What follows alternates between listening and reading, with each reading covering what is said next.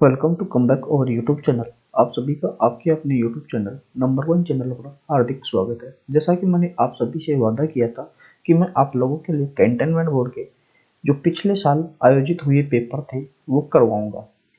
तो मैंने आप लोगों के लिए कल जीके वाला पार्ट डाल दिया था जिसमें इसमें केवल करंट अफेयर्स पूछे गए थे। अब मैं आप लोगों को रीजनिंग वाला पार्ट करवाने जा रहा हूँ, तो वीडियो को अंत तक अवश्य देखना। और अगर वीडियो पसंद आए तो वीडियो को लाइक करना, चैनल को सब्सक्राइब करना और आपको जो भी डाउट है वो कमेंट करना और अपने दोस्तों के साथ में वीडियो को शेयर भी करना।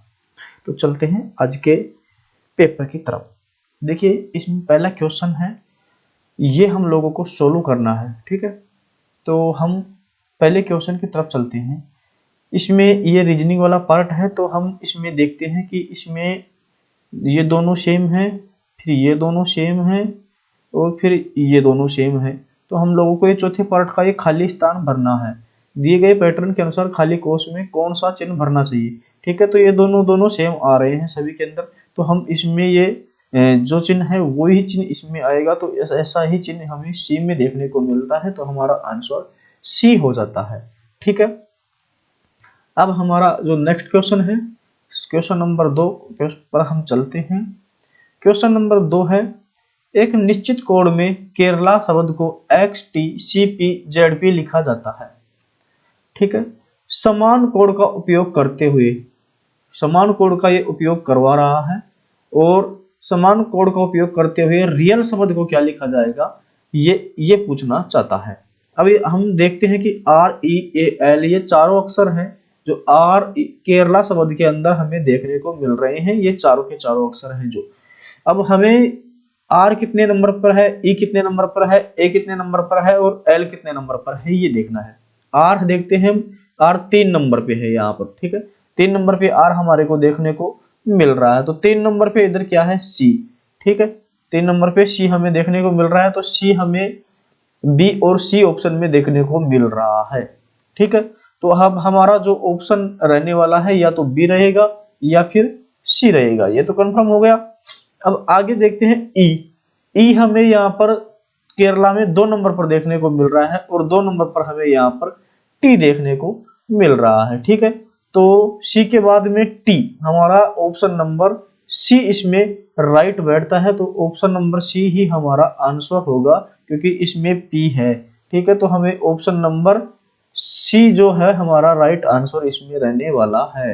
इस प्रकार से आपका क्वेश्चन नंबर 2 सोल्व हो चुका है।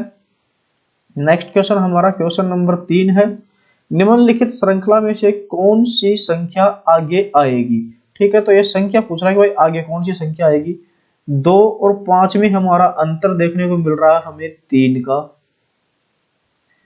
5 और 10 में अंतर देखने को मिल रहा है हमें 5 का। ठीक है, 10 और 17 में हमें अंतर देखने को मिल रहा है 7 का और 17 व 26 में हमें अंतर देखने को मिल रहा है 9 का। अब 3, 5, 7, 9, तो हम यहाँ पर 11 जोड़ देंगे। 26 में जब 11 जोड़ते हैं तो हमारा आंसर निकल करके आता है 37। ठीक है, और 37 हमारा जो आंसर है वो हमें क्वेश्चन नंबर 1 पर देखने को मिल रहा है, ए पर। ठीक है, तो हमारा ए जो आंसर है वो राइट इसमें बैठता है। चलते हैं नेक्स्ट क्वेश्चन की तरफ। नेक्स्ट क्वेश्चन हमारा है क्वेश्चन नंबर 4, निम्नलिखित श्रृंखला रिक्त स्थान की पूर्ति के लिए सही विकल्प का चयन कीजिए। तो इसमें हम देखते हैं कि क्यों हमारा 17 नंबर पर आता है, n 14 पर, यानी कि 3 का अंतर, फिर 11, तो 5, 3, 8, 8 पर हमारा आता है h। ठीक है, तो h इसमें केवल और केवल d पर ही है। उसके बाद में 8 और 3 11 पे k, 14 पर n, 17 पर q, यानी कि सभी में 3 3 का अंतर है पहले वर्ण में। तो हमारा जो राइट आंसर बैठता है वो हमारा HGF बैठता है। तो हमारा क्वेश्चन नंबर 4 भी सोल्व हो चुका है। चलते हैं नेक्स्ट क्वेश्चन की तरफ। नेक्स्ट क्वेश्चन हमारा है 5वां क्वेश्चन, 3 यादृच्छिक संख्याओं में से दूसरा नंबर पहले का 2 गुना है। ठीक है, पहले का 2 गुना है और तीसरे का 3 गुना है। यदि 3 संख्याओं का औसत 44 है तो सबसे बड़ी संख्या क्या होगी, ये हमें ये पूछ रहा है। ठीक है, तो हम लोगों को इसके लिए करना क्या होगा कि पहले तो इनका जो योग है वो करना है हमें। तो हम 44, ठीक, इन मल्टीपल 3, यानी कि 44 मल्टीपल 3 कितना होगा, इसका योग हम लोग करते हैं। 44 दूना 88, 88 और 44, 4 × 12 का 2 हासिल बची, 1 4 × 12 और 1 13, 132 हमारा आंसर निकल करके आता है योग। ठीक है, अब 132 को हमें डिवाइड करना है 3 यादृच्छिक संख्याओं में, जो दूसरा नंबर पहले नंबर का 2 गुना है। तो इसमें हमें क्या है, या तो सबसे सबसे छोटी संख्या या सबसे बड़ी संख्या, ऐसे ही आंसर आते हैं। तो हम इसमें ऑप्शन से करते हैं। तो जैसे कि हम 72 ले लेते हैं। ठीक है, 72 मान लिया कि भाई दूसरी संख्या है। ये क्या बोल रहा है, दूसरा नंबर पहले का 2 गुना है। ठीक है, तो पहला अभी इसका 2 गुना है, तो यानी कि पहला इसका आधा है। तो 36 दूना 72 होता है। तो हम पहली संख्या यहाँ पर मान लेते हैं कि 36 है। 36 दूना 72 हो गया। और दूसरे नंबर पहले का 2 गुना है और तीसरे का 3 गुना है। अब 72 में जब हम 3 का भाग देते हैं तो हमें क्या प्राप्त होता है, 24×72। ठीक है, 24×72। अब हम इनका योग करते हैं, 6 4 10 और 2 12, चलो बच गई 1 7 3 10 और 2 12 और 1 13। ठीक है, तो हमारा जो भाग्य है वो बिल्कुल सही बैठता है। तो यही हमारा आंसर रहने वाला है। आप हमेशा छोटी या बड़ी संख्या को पकड़ के देख सकते हैं, या तो बिल्कुल छोटी संख्या आती है आंसर, या बिल्कुल बड़ी संख्या आती है। तो हमारा इसमें जो राइट आंसर बैठता है वो हमारा ऑप्शन नंबर डी है जो बैठता है। ठीक है, ऑप्शन नंबर डी हमारा राइट आंसर इसमें बैठता है, 72, option number D. Next question की तरफ हम चलते हैं। नेक्स्ट क्वेश्चन हमारा है, 3 लड़कों ए बी और सी की औसत लंबाई 45 इंच है। ठीक है, औसत लंबाई 45 इंच है, तो हम इनका योग ज्ञात करते हैं। तो हमारा निकल करके आता है 135। यदि ए और बी की औसत लंबाई 40 केजी है, तो हम इनका योग करेंगे, हमारा आता है दोनों का योग 80। अब जब ए बी सी में से ए बी का योग घटा देंगे तो हमारे पास सी का जो लंबाई है वो निकल करके आ जाती है। सी की लंबाई यहाँ से 55 आ गई। ठीक, अब एबीसी की लंबाई हमारे पास है ही, एबीसी की लंबाई कितनी है, 55। अब हमें ये बोल रहा है कि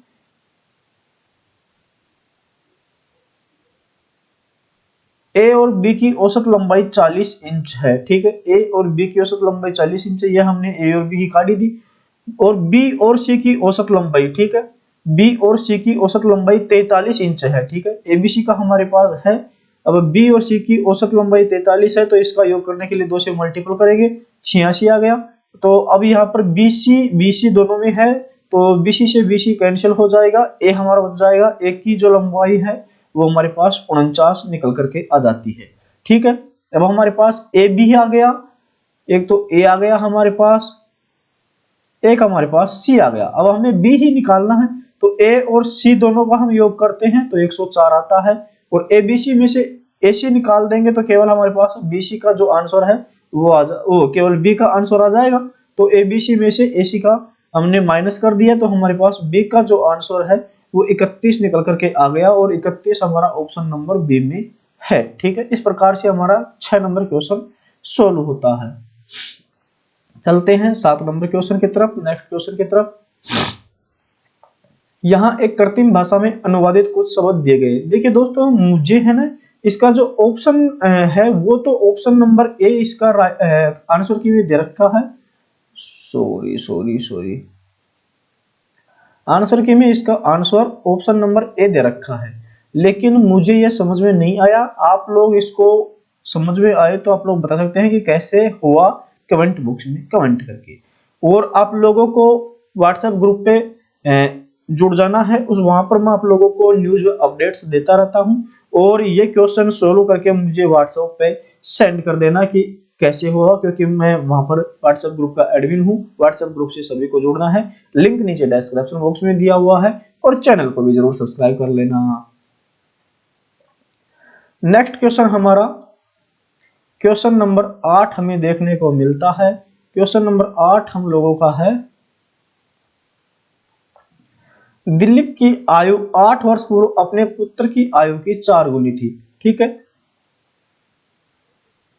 सॉरी, ये जो रमेश है इसको आप डिलीट कर लेना, रमेश को डिलीट करना है, मैंने रमेश लिख दिया यहाँ पर, इसको डिलीट करना है।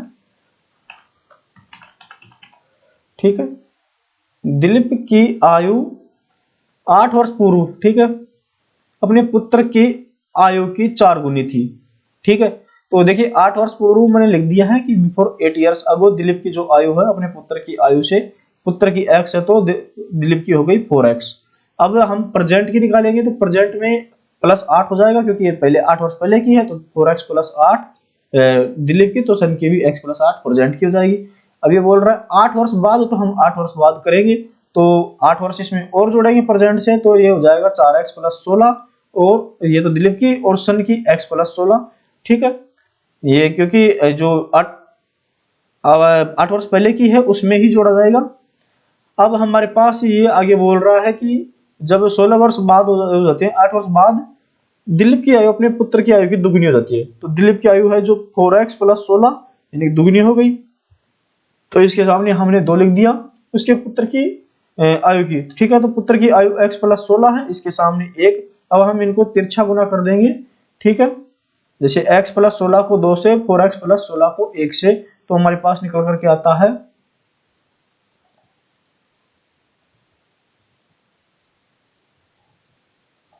इनको हम तिरछा मल्टीपल करेंगे इस प्रकार से, तो 2x + 32 हो गया और 4x + 16 हो गया। अब जब 4x के पास 2x यहां से यहां पर आएगा, sorry sorry sorry sorry sorry, ये 4x के पास 2x इधर जाएगा और 16 है जो 32 के पास में इधर आएगा, तो 4x के पास 2x जाएगा तो ये माइनस हो जाएगा, तो 2x बच गया, और 32 के पास जब 16 आएगा तो ये 16 रह जाएगा, क्योंकि 16 यहाँ से घट जाएगा, ये माइनस हो जाएगा, तो 2x = 16, तो x का मान हमारे पास निकल करके आ गया है 8। ठीक है, अब ये क्या पूछ रहा है, उसके पुत्र की वर्तमान आयु क्या है। ठीक है, तो पुत्र की वर्तमान आयु क्या है, वर्तमान आयु ये है। ठीक है, पुत्र की, तो x का मान 8 प्लस प्रेजेंट में उसके जो एज है 8 8 16 हो गया, तो उसके पुत्र की आयु क्या है, तो 16 वर्ष है पुत्र की आयु। ठीक है, और रमेश की खुद की आयु आज के दिन क्या है, अगर आप लोगों को ये ज्ञात करना है तो उसकी वर्तमान आयु ये रहेगी 4 × x का मान 8 है, 832 + 8 हम लोग इसमें जोड़ देते हैं, तो 832 + 8 40 हम लोगों के पास ये रमेश की आयु है। लेकिन ये पूछ रहा है उसके पुत्र की वर्तमान आयु, तो पुत्र की वर्तमान आयु 16 है। ठीक है, चलते हैं नेक्स्ट क्वेश्चन की तरफ। नेक्स्ट क्वेश्चन हमारा है, एक व्यक्ति का मुख उत्तर पूर्व की ओर है, वह 90 डिग्री दक्षिणावर्त क्लॉकवाइज दिशा में घूमता है। ठीक है, तो पहले तो हम इसके अंदर दिशा बना लेते हैं, जैसे कि यहाँ पर हम लोग पहले तो दिशा बना लेते हैं।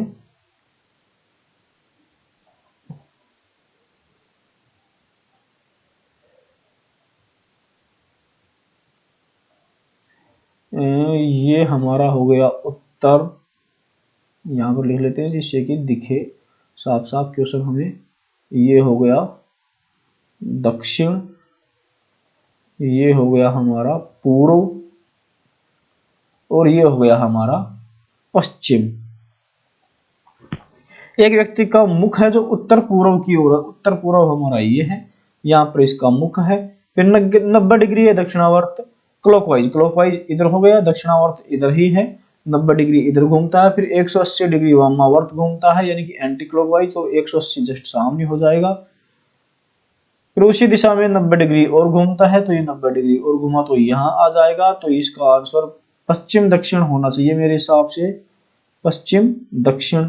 लेकिन इसमें ऐसा कोई उत्तर नहीं है, उत्तर इसमें उत्तर ही है, उत्तर दिशा, लेकिन फिर उसी दिशा में, ये उसी दिशा में घूमता है तो भी यहाँ आता है। सो ये दोस्तों ये मेरा थोड़ा समझ से बाहर है, तो मैं आप लोगों को वैसे कंफ्यूजन में नहीं डालूंगा, लेकिन इसका उत्तर जो आंसर के में है वो ए दे रखा है, यानी कि उत्तर दिशा। ठीक है, तो आप लोग इसको कर लेना कैसे होता है, और बच्चों की भी हेल्प हो जाएगी। आप व्हाट्सएप पे इसका व्हाट्सएप ग्रुप पे जुड़ जाना, और वहां पर आप लोग इसका जो क्वेश्चन का हल है वो करके मुझे भेज देना, जिससे कि मैं आप लोगों को इसका जो आंसर है वो एक तरीके से व्हाट्सएप ग्रुप में डाल सकूं, जिससे कि सभी को जो क्वेश्चन सोल्व करने में इसे मदद मिल सके। नेक्स्ट क्वेश्चन हमारा है 10 नंबर क्वेश्चन। राम ने एक महिला की तस्वीर दिखाते हुए श्याम से कहा, ठीक है, राम है जो दिखाने का काम कर रहा है तस्वीर को। राम ने एक महिला की तस्वीर दिखाई और श्याम से कह रहा है वह तुम्हारे ससुर की पत्नी है। श्याम से कह रहा है कि ये जो महिला है वो तुम्हारे ससुर की पत्नी है, तो ये श्याम की क्या हो गई, सास, जो मेरे पिता के भाई भी है। अब इनके पिता के भाई की सास है ये, ठीक है, राम के पिता के भाई, इनके चाचा या ताऊ हो गई, ठीक है, तो उनकी सास है। तो तस्वीर वाली महिला राम से पूछ रहा है, तो राम के चाचा की पत्नी इनकी चाची लगी या फिर ताई, तो ताई का इसमें कोई नाम नहीं है, तो इनके अंदर जो आंसर है वो चाची हो जाएगा, ऑप्शन नंबर डी। अब नेक्स्ट क्वेश्चन हमारा है क्वेश्चन नंबर 11। वह चित्र चुने जो खाली कोष में जाएगा ताकि नीचे के दो चित्र उसी तरह संबंधित हो जैसे ऊपर के दो चित्र एक दूसरे से संबंधित है। देखिए ये तो एक बांसुरी है, ठीक है, ये एक बांसुरी है, ये फिर एक सारंगी है, और ये दोनों वाद्य यंत्र हैं, बजाने के काम में आते हैं, ठीक है। ये एक छैनी है, अथोड़ा, ठीक है, अथोड़ा है ये एक, तो अथोड़े की तरह ये पंच मशीन भी हमारी काम करती है, तो इसमें ये पंच मशीन आ जाएगी, क्योंकि ये भी ठोकने का काम करता है अथोड़ा, और पंच मशीन भी ठोकने का काम करता है, ठीक है। तो इसमें हमारा ऑप्शन नंबर बी आंसर रहने वाला है 11 नंबर क्वेश्चन में। नेक्स्ट क्वेश्चन हमारा रहने वाला है 12 नंबर क्वेश्चन। निम्न आकृतियों को एक विशिष्ट पैटर्न में व्यवस्थित किया गया है, दिए गए विकल्पों में से वह आकृति चुने जो दिए गए पैटर्न को सुनिश्चित करते हुए खाली कोष में भरना चाहिए, ठीक है। तो इसके लिए हम देखते हैं कि सबसे पहले देखते हैं कि इसमें तो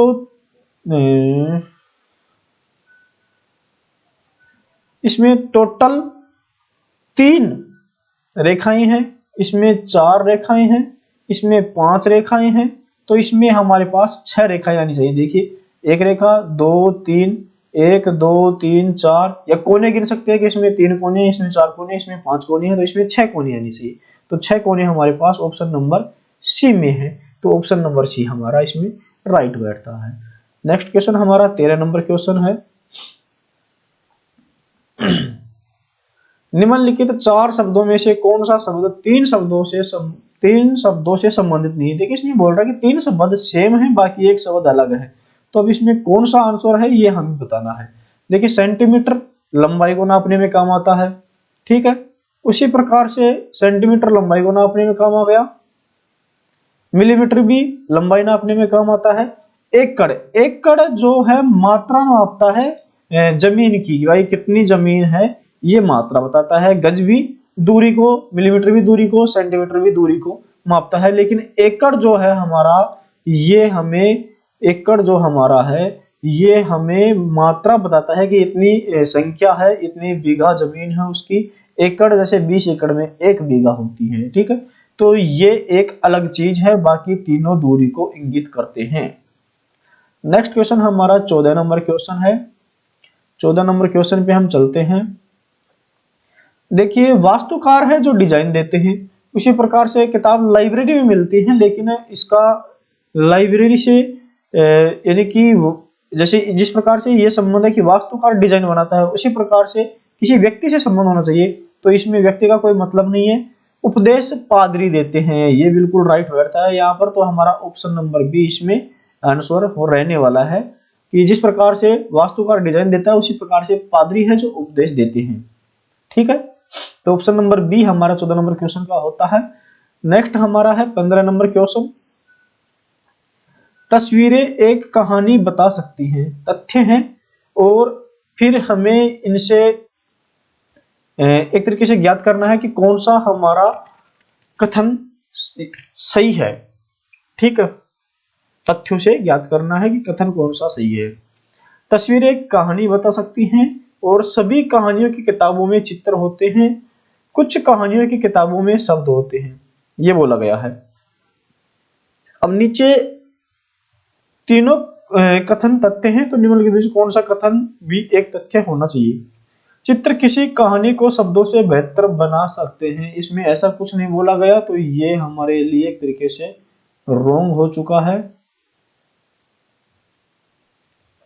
कहानियों की किताबों में कहानियां बहुत सरल, ऐसा भी कुछ नहीं है। कुछ कहानियों की किताबों में शब्द और चित्र दोनों होते हैं, ये बिल्कुल सही है। ठीक है, तो हमारा इसमें जो 3 नंबर वाला ऑप्शन है ये सही बैठता है। ये 4 नंबर पे है, सॉरी 4 5 6 नंबर पे है जो। ठीक है, तो हम चलते हैं इसकी तरफ। 6 नंबर पे कौन सा है, केवल एक सही है। ये 1 2 3 ही है दोस्तों, इन्होंने गलती से लिख दिया। ठीक है, 1 2 3 ही है ये, तो एक हमारा गलत है। और आगे हमारा 3 नंबर सही होना चाहिए।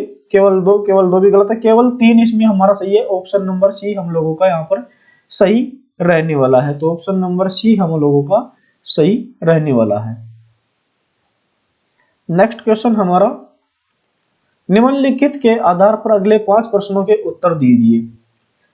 5 रूममेट्स हैं, रैंडी, सैली, टेरी, उमा और वर्नोन। प्रत्येक हाउसकीपिंग का काम करता है। पोछा लगाना, झाड़ू लगाना, कपड़े धोना, वैक्यूम करना या धूल छड़ाना। सप्ताह में एक दिन सोमवार से शुक्रवार ये काम करते हैं।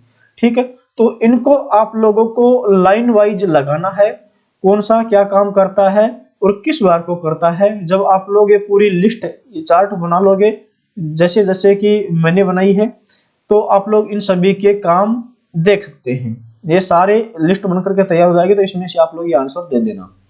अब इसमें बोला गया है सैली धूल कब झाड़ती है।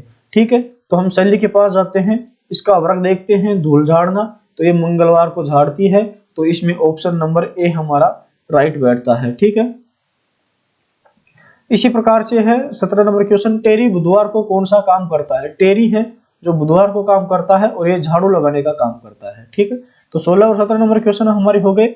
इस लिस्ट से सारे काम हो जाएंगे, तो ये लिस्ट आप लोगों को पूरी बनानी है पहले।